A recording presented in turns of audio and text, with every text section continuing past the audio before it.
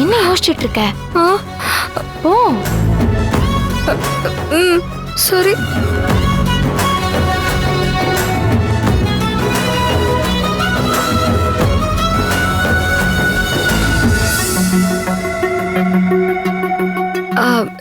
Chinnaiya, coffee அங்க வச்சுட்டு போ. போ போ.